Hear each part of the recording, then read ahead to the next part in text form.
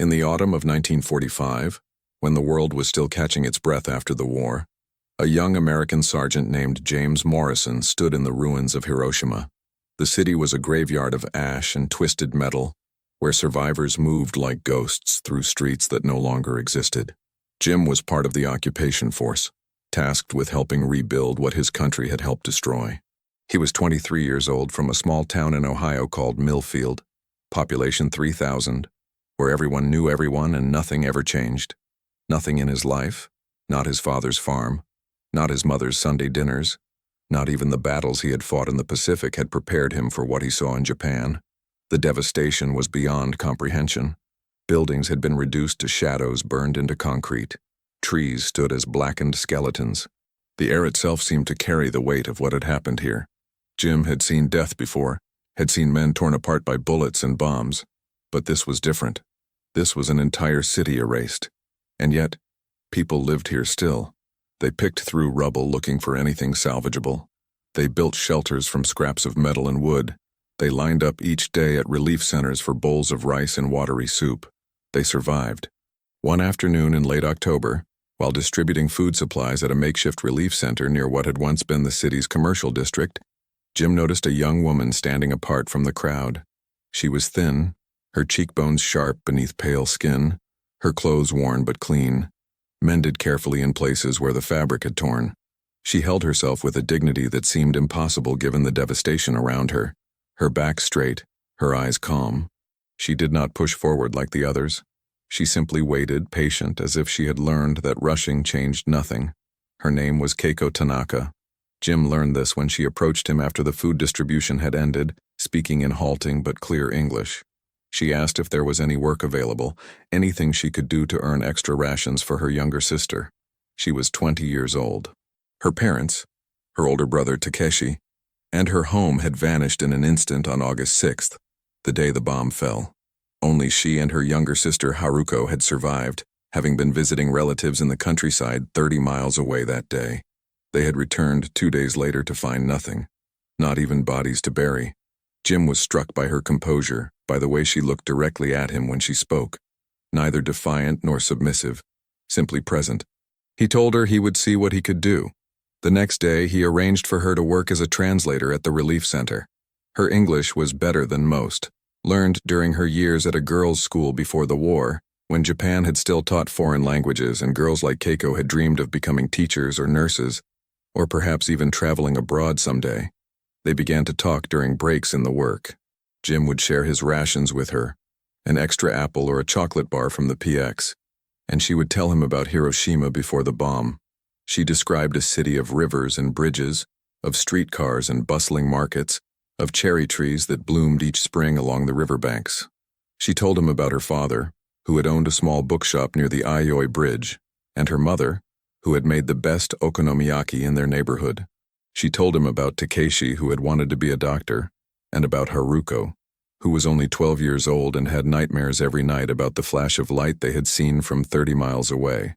Jim told her about Millfield, about fields of corn stretching to the horizon, about Friday night football games and church picnics in the swimming hole where he had spent every summer of his childhood. He told her about his father, who had died when Jim was 16, and his mother Margaret, who ran the household with an iron will and had never approved of anything Jim did.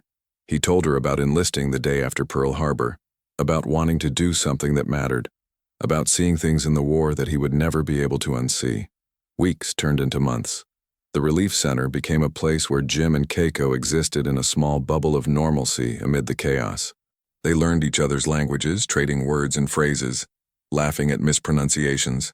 Jim learned to say arigato and oishi and kirei, though Keiko teased him that his accent was terrible. Keiko's English improved rapidly, losing some of its formality, picking up Jim's Ohio drawl in unexpected places. What began as compassion, as one human being trying to help another in a broken world, slowly became something neither of them had expected to find in a place of so much death. They fell in love. It happened quietly without grand declarations. It was in the way Jim started bringing 2 cups of coffee instead of 1. It was in the way Keiko smiled when she saw him arrive each morning. It was in the conversations that stretched longer and longer, until they were the last ones at the relief center each evening. It was in the moment, one cold December afternoon, when Jim reached out and took her hand, and she did not pull away. But loving each other and being together were two different things. The U.S. military had strict regulations about fraternization. Marriages between American soldiers and Japanese women were technically illegal under the occupation's early policies. Jim's commanding officer warned him that pursuing a relationship with a local woman could result in disciplinary action, possibly even a dishonorable discharge. Jim did not care. He had spent 2 years fighting a war, had watched friends die, had killed men whose faces he still saw in his dreams. He had earned the right to choose who he loved. In February of 1946, the regulations changed. The military, recognizing that thousands of soldiers had formed relationships with Japanese women, began allowing marriages under strict conditions. There was paperwork, background checks, interviews. Keiko had to undergo a medical examination and provide character references. The process was humiliating, designed to discourage rather than facilitate. But Jim and Keiko persisted. When Jim told Keiko he wanted to marry her and take her to America, she felt torn in half. On one hand, there was nothing left for her in Japan. The city she had loved was gone. Her parents were gone. The future she had once imagined had been incinerated in an instant. America represented a chance to start over, to build a new life, to escape the constant reminders of loss that surrounded her every day in Hiroshima. But on the other hand, there was Haruko. Her little sister was living with their Aunt Michiko in Osaka, attending school, trying to piece together some semblance of a normal childhood. Haruko was the only family Keiko had left, the only person in the world who shared her memories of their parents, their brother, the life they had lived before the bomb. Leaving Japan meant leaving Haruko behind. It meant crossing an ocean to a country where she did not speak the language fluently, did not know the customs, would be surrounded by people who had been her enemies just months ago. Jim made promises. He promised they would send money every month to help support Haruko and Aunt Michiko. He promised that someday, when they had saved enough, they would bring Haruko to America for a visit, maybe even to stay permanently. He promised Keiko that she would never be alone, that he would take care of her, that his family would welcome her. He believed these promises when he made them. He had no way of knowing that some of them would prove impossible to keep. They married on a cold, gray morning in March of 1946. The ceremony was held in a small office at the Military Administration Building, officiated by a chaplain who spoke the words quickly, as if he had done this 100 times before and would do it 100 times again. Keiko wore a simple blue dress that Jim had bought for her at the PX. Jim wore his dress uniform. There were no flowers, no music, no guests. Afterward, they walked through the ruins of Hiroshima as husband and wife, holding hands, not speaking, both of them wondering what they had just done. Jim had written to his mother weeks earlier, telling her about Keiko, about his plans to marry her and bring her home. Margaret's response arrived 2 days before the wedding. It was a single telegram, 9 words that Jim read and reread, hoping somehow the meaning would change. It said, "Do not bring her here. She is not welcome." Jim folded the telegram and put it in his pocket. He never showed it to Keiko. He told himself his mother would change her mind once she met Keiko, once she saw how kind and intelligent and strong she was. He told himself that love would be enough. 3 weeks after the wedding, they boarded a military transport ship bound for San Francisco. The ship was crowded with soldiers heading home, many of them accompanied by Japanese wives. The women clustered together, speaking in low voices, sharing fears and hopes about the country they were traveling toward. Keiko befriended a woman named Sachiko, who was married to a corporal from Texas. Sachiko had a baby, a tiny girl with a shock of black hair, and Keiko would hold the baby sometimes, rocking her gently, wondering if she and Jim would have children someday, wondering what kind of life those children would have. The voyage across the Pacific took 18 days. The seas were rough, and Keiko was seasick for most of it, spending hours in the cramped cabin she shared with Jim, trying to keep down the bland meals served in the mess hall. But the sickness was not the only reason she lay in her bunk, staring at the ceiling, unable to sleep. She was leaving behind everything she had ever known: the language in her mouth, the food she had grown up eating, the smell of the air, the shape of the mountains, the sound of temple bells in the evening. She was leaving behind Haruko, who had cried and clung to her at the train station in Osaka, begging her not to go. She was leaving behind the graves she could no longer visit, her parents and brother reduced to names on a memorial stone. Every night, Keiko wrote a letter to Haruko. She wrote about the ship, about the endless ocean, about the other war brides and their stories. She wrote about her fears and her hopes. She wrote that she loved Haruko, that she would never forget her, that they would be together again someday. She had no way to mail the letters until they reached America, so she kept them in a small cloth bag, a growing collection of words that might never be read. When the ship finally docked in San Francisco, Keiko stood on the deck and looked at America for the first time.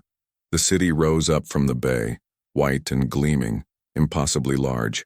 The Golden Gate Bridge stretched across the water like something from a dream. Everything was so big, so bright, so clean. It was nothing like Hiroshima. It was nothing like anywhere she had ever been. She felt very small. They took a train from San Francisco to Ohio, a journey that lasted 3 days and crossed a landscape so vast, Keiko could not comprehend it. Deserts and mountains and endless plains. Cities that appeared and disappeared. Towns with names she could not pronounce. Jim pointed out landmarks, tried to explain the geography, but Keiko was overwhelmed. She pressed her face to the window and watched America roll past, feeling further from home with every mile.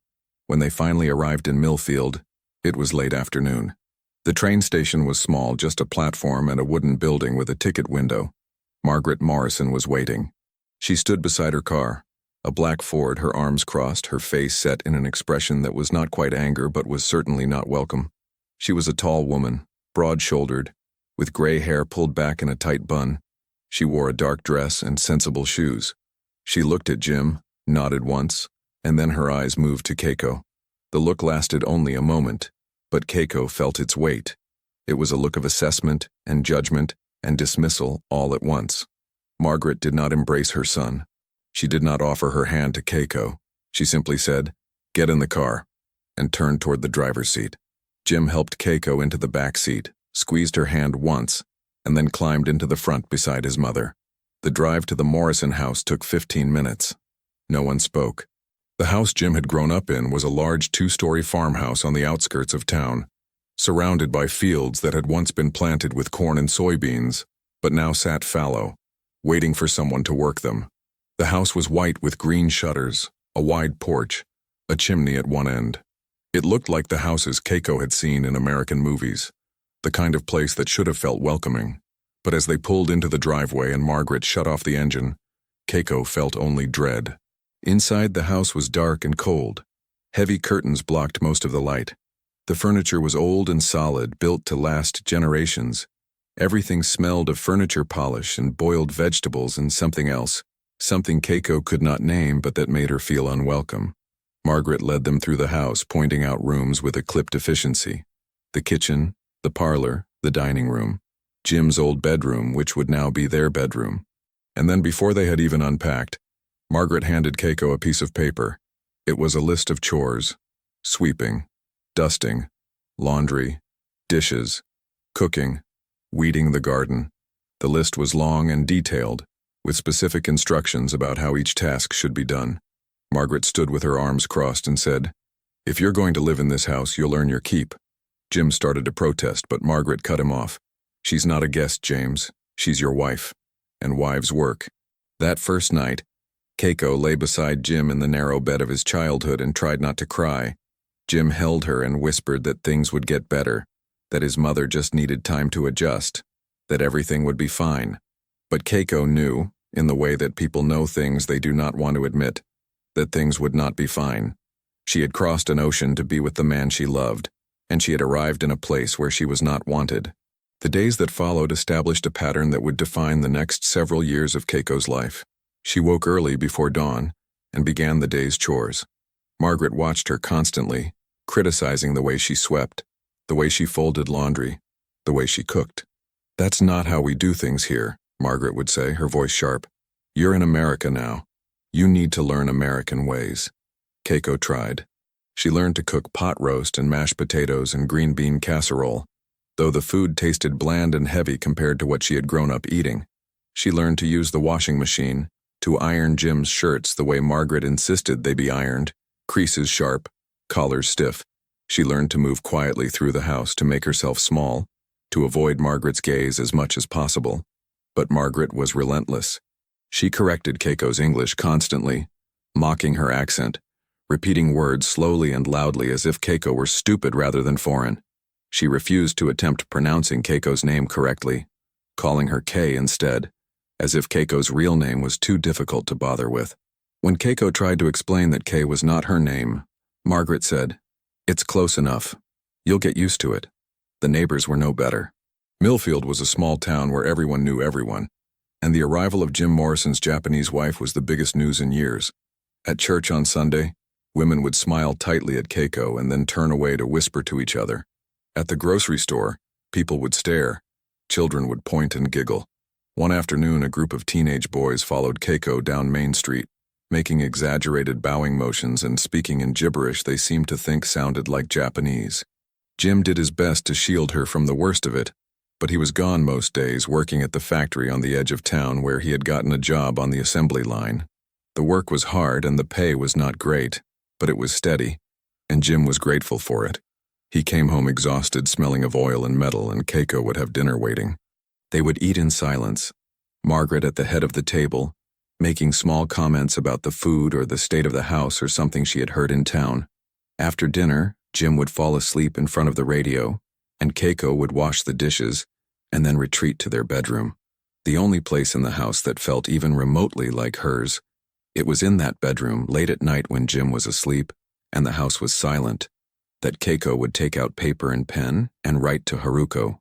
She wrote long letters, pages and pages, pouring out everything she could not say aloud. She wrote about the loneliness, about Margaret's cruelty, about the way she felt like a ghost in her own life. But she also wrote about Jim, about how kind he was, how hard he tried, how much she loved him. She wrote that she did not regret coming to America, even though it was harder than she had imagined.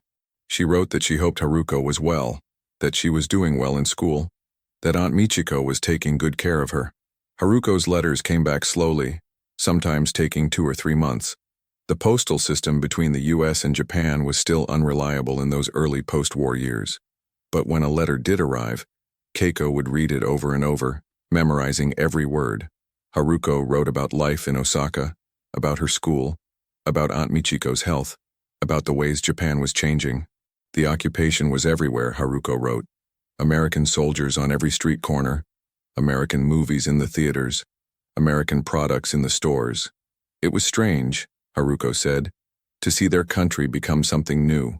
Keiko sent money whenever she could, carefully saved from the small allowance Jim gave her for household expenses. She would tuck bills into the envelopes with her letters, hoping they would reach Haruko, hoping they would help. She never told Jim about the money. She was not sure why.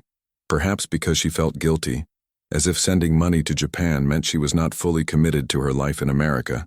Perhaps because she knew Margaret would disapprove, would say that Keiko's duty was to her husband's family now, not to the family she had left behind. She hid Haruko's letters in a box under the bed, along with the few photographs she had brought from Japan. One showed Keiko and Haruko as children, standing in front of their house, smiling. Another showed their parents on their wedding day, formal and serious in traditional dress. Another showed Takeshi in his school uniform, grinning at the camera. These photographs were all Keiko had left of her life before the bomb, and she guarded them carefully, taking them out sometimes when she was alone, tracing the faces with her finger, whispering names. In 1948, 2 years after arriving in America, Keiko gave birth to a son. The labor was long and difficult, and there were moments when she thought she might die, when she called out for her mother in Japanese, forgetting where she was. But in the end, the baby was born healthy, a squalling, red-faced boy with a full head of dark hair. They named him David after Jim's father. Keiko had hoped that becoming a grandmother might soften Margaret, might create some bridge between them. But if anything, Margaret seemed to resent the baby. She held David once shortly after they brought him home from the hospital, looked at him critically, said, "He looks like Jim," and handed him back. She never offered to help with feedings or diaper changes. She never cooed over the baby or played with him. She treated David's arrival as simply another disruption to her household routine. David grew up in that house, in that atmosphere of cold disapproval. He grew up watching his mother be treated like a servant. He grew up hearing his grandmother make small cutting remarks about the way Keiko cooked rice or folded laundry or spoke English. He grew up thinking it was normal for his mother to be quiet, to never talk about her past, to seem always a little sad. He loved his mother, but he did not really know her. How could he? She kept so much of herself hidden away. Jim loved Keiko, but he did not know how to protect her from a cruelty that had no name, that lived in silences and cold shoulders and 1,000 tiny exclusions. He told himself that things would get better with time. He told himself his mother would come around. He told himself Keiko was happy because she never complained. But late at night sometimes, he would wake to find her side of the bed empty. He would find her sitting by the window looking out at nothing. Her face wet with tears she would quickly wipe away when she noticed him. "I'm fine," she would say. "Just couldn't sleep." And Jim would nod and take her back to bed, and they would both pretend that everything was all right. In 1952, they had a second child, a daughter named Susan. The birth was easier this time, and Keiko recovered quickly. Susan was a cheerful baby, easier than David had been, and Keiko found joy in caring for her. But Margaret's attitude did not change. If anything, she seemed even more distant, as if each grandchild was a reminder that Keiko was a permanent part of the family, that she was not going away. By 1955, Jim had saved enough money for them to move out of his mother's house. They bought a small 2-bedroom place on the edge of town, a modest house with peeling paint and a sagging porch, but it was theirs. The day they moved out, Keiko felt lighter than she had in years. Margaret did not help them pack. She did not say goodbye.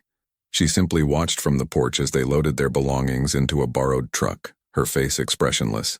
Away from Margaret's constant presence, Keiko began to breathe a little easier. She planted a garden in the backyard, growing tomatoes and cucumbers, and in one corner, some Japanese vegetables she had found seeds for in a specialty shop 2 towns over. She joined a church group, though the women there were polite rather than friendly.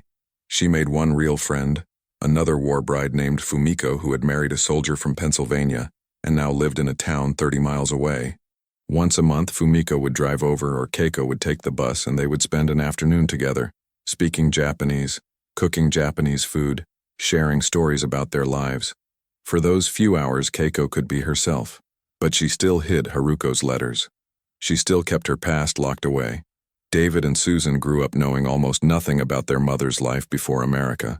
They knew she was from Hiroshima. They knew she had survived the bomb. But they did not know about Haruko. They did not know about the aunt in Osaka, or the cousins Keiko had never met, or the complicated web of family that still existed on the other side of the world. Keiko told herself she would explain someday, when the children were older, when they could understand. But the years passed and she never found the right moment. In her letters, Haruko told Keiko about the new Japan rising from the ashes. The economy was growing at an astonishing rate. Cities were being rebuilt, bigger and more modern than before. Tokyo was hosting the Olympics. Japanese products, cars, and electronics and cameras were being exported around the world. The country that had been devastated by war was becoming an economic powerhouse. Haruko herself was doing well. In 1960, she married a man named Kenji Yamada, who owned a small construction company in Osaka. The company grew as the city grew, and within a few years, Kenji was employing 12 men, building houses and office buildings. Haruko sent photographs of her wedding, of the small apartment she and Kenji lived in, of their children when they were born, a boy named Hiroshi and a girl named Yuki. Keiko kept all of these photographs in the box under her bed, along with the letters. She would look at them sometimes, marveling at how much Haruko had changed, how much older she looked, how happy. She felt proud of her sister and grateful that Haruko's life had turned out well, but she also felt a deep, aching sadness. She had missed so much: Haruko's wedding, the births of her niece and nephew, all the small moments that make up a life. They had become strangers to each other, connected only by letters and the shared memory of a family that no longer existed. In 1964, Haruko's letter brought unexpected news. Their Aunt Michiko had passed away at the age of 78. She had lived a good life, Haruko wrote, and her death had been peaceful. In her will, Aunt Michiko had left her property to her surviving nieces, Keiko and Haruko. The property was not much, just a small house, and the land it sat on in a neighborhood on the outskirts of Osaka, but it was in an area that was developing rapidly, and Haruko thought that someday the land might be worth something. For now, Haruko would manage the property, renting out the house. Keiko's share of the rental income would be held in trust. The money would be there if she ever needed it. Keiko read the letter 3 times, her hands shaking. She owned property in Japan. She was a landowner. The idea was both thrilling and terrifying. She had not been back to Japan in 18 years. She had not seen Haruko in 18 years.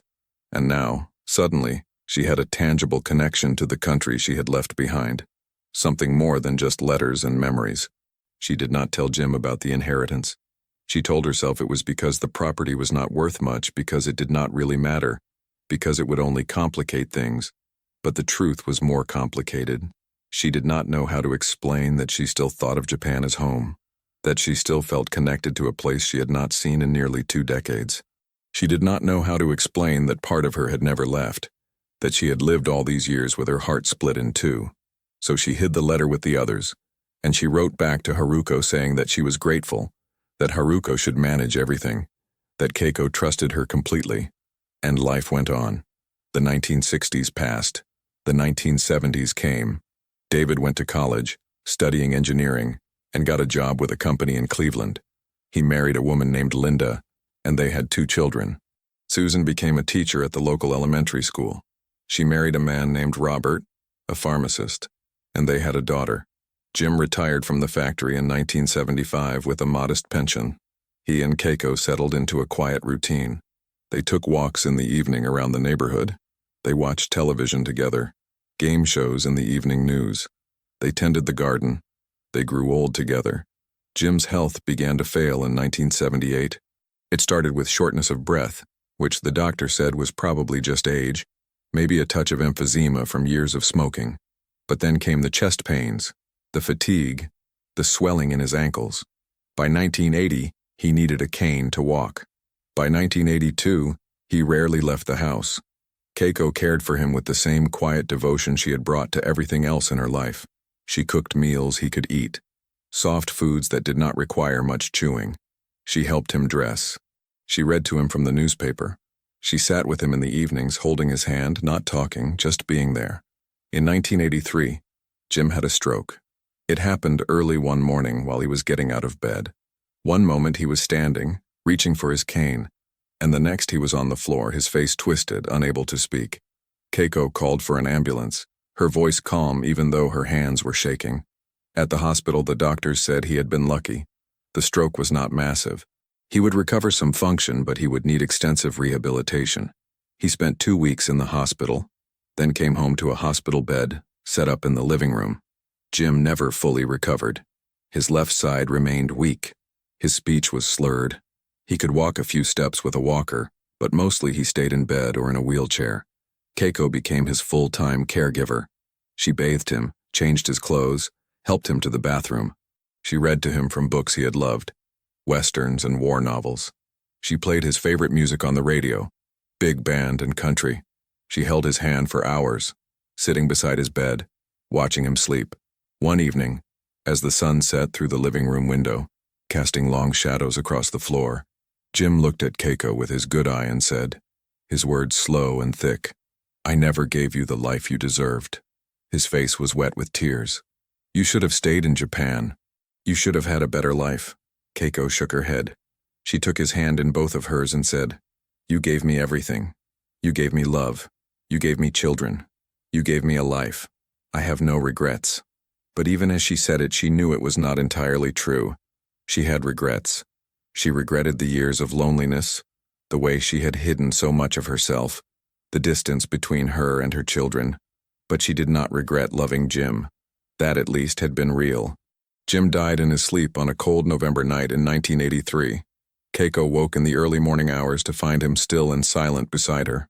She sat with him for a long time, holding his hand, feeling it grow cold. She did not cry. She simply sat there, saying goodbye to the man who had given her a life she had never imagined, for better and for worse. The funeral was small. Margaret had passed away in 1977, bitter and alone to the end. David and Susan came with their families. A few of Jim's old friends from the factory attended. The pastor said nice things about Jim, about his service in the war, about his dedication to his family. They buried him in the town cemetery, next to his parents. Keiko stood between her children as the coffin was lowered into the ground, her face blank, her body very still. When it was over, she thanked everyone for coming in her careful, accented English, and then she went home to the empty house. After Jim's death, Keiko seemed to fold inward. She stopped tending the garden. She stopped going to church. She stopped seeing Fumiko, making excuses about being tired, about not feeling well. David and Susan visited every week, worried about her, but she insisted she was fine. She was just tired. She was 78 years old. She had earned the right to be tired. What they did not know was that she had begun writing letters again, long letters in Japanese to Haruko. Letters about her life with Jim, about the children, about the years of loneliness and the moments of joy. Letters that were part confession, part memoir, part goodbye. She wrote about things she had never told anyone, not even Jim. She wrote about the day the bomb fell, about the smell of burning flesh, about the way the sky had turned black. She wrote about leaving Haruko at the train station, about the guilt she had carried for 40 years. She wrote about Margaret's cruelty, about the racism she had faced, about the way she had learned to make herself invisible. She wrote about loving Jim, about the life they had built together despite everything. In one of those letters, Keiko made a request. When she died, she wanted Haruko to send certain documents to David, legal papers related to the property in Osaka, a copy of the will she had written in Japanese, dividing her share of the property between David and Susan and Haruko's children. She wanted her American family to know the truth. She wanted them to understand that she had not forgotten Japan, that she had carried it with her all along, that she had lived with her heart in two places at once. Keiko died in her sleep on a cold March night in 1985. She was 79 years old. David found her in the morning when he came by to check on her. She was lying peacefully in her bed, her hands folded on her chest, her face calm. It looked as if she had simply decided to stop, to let go, to finally rest. The funeral was even smaller than Jim's. Afterward, David and Susan went through her belongings, sorting through clothes and kitchenware, deciding what to keep and what to donate. In the bedroom, under the bed, David found a wooden box he had never seen before. Inside were letters, dozens of them, spanning 40 years. They were all in Japanese, written in Keiko's careful hand. There were photographs, too, of people David did not recognize, a young woman and a girl standing in front of a house, an older couple in traditional dress, a young man in a school uniform. There were legal documents with official seals. There were receipts and bank statements. There was an entire life his mother had lived in secret. David tried to read some of the letters, but they were all in Japanese, and he could not understand a word. He felt as if he were holding pieces of a puzzle he did not know how to assemble. He put the box in his car, intending to deal with it later. Later came sooner than he expected. 6 months after Keiko's death in September of 1985, a large envelope arrived at David's house. It was postmarked from Osaka, Japan. Inside was a letter in English, written by a lawyer named Mr. Hashimoto. The letter explained that Keiko Morrison, formerly Keiko Tanaka, had been the co-owner of a property in Osaka. The property had recently been sold to a development company planning to build an apartment complex. Keiko's share of the sale amounted to a substantial sum, approximately $200,000. Mr. Hashimoto had been instructed by Keiko's sister, Haruko Yamada, to contact the Morrison family and arrange for the transfer of funds according to the terms of Keiko's will. Enclosed were legal documents, property deeds, bank statements, a copy of Keiko's will translated into English, and a personal letter from Haruko. David sat at his kitchen table, staring at the papers spread out before him. His mother had owned property in Japan. She had a sister he had never heard of. She had money, family, a whole other life that she had never mentioned. He felt as if he were meeting his mother for the first time, years after her death, and discovering that she was a completely different person than he had thought. Haruko's letter was written in careful English, clearly translated by someone fluent in both languages. She introduced herself as Keiko's younger sister. She explained that she and Keiko had written to each other regularly for 40 years. She explained the history of the property, The inheritance from their aunt, the decision to sell. She explained that Keiko had wanted her American family to know the truth after she was gone. "My sister lived a difficult life," Haruko wrote. "She left everything she knew to be with the man she loved, and she never regretted that choice. But she also never stopped being Japanese. She never stopped loving the country she left behind. She lived with her heart in two places, never fully at home in either. She was brave in ways that no one recognized. She endured loneliness and prejudice and loss, and she did it with grace and dignity. I hope that now, finally, you can understand who she really was." David called Susan. They sat together at his kitchen table and read through everything. The legal documents, Haruko's letter, the translated will. They looked at the photographs from the box, seeing their mother as a young woman, seeing people who must have been their grandparents, their uncle, their aunt. They tried to imagine what their mother's life had been like before she came to America, what she had left behind, what she had lost. The money from the property sale was divided according to Keiko's will. Half went to David and Susan, to be split equally between them. The other half went to Haruko's children, Hiroshi and Yuki. It was Keiko's way of taking care of both families, of acknowledging both parts of her life. David and Susan used their shares to travel to Japan. It was 1986, and neither of them had ever been outside the United States. They flew to Tokyo, then took a train to Osaka. Haruko met them at the station. She was 72 years old, small and gray-haired, but when she saw them, her face transformed. She cried and hugged them, speaking in rapid Japanese that they could not understand. But the emotion needed no translation. Over the next week, Haruko showed them their mother's world. They visited the neighborhood where Keiko had grown up. Though the buildings were all new, the old ones destroyed by the bomb. They visited the Peace Memorial in Hiroshima, standing in front of the monument with thousands of names, finding the names of their grandparents and uncle. They met Haruko's children and grandchildren. They ate Japanese food and tried to use chopsticks and laughed at their mistakes.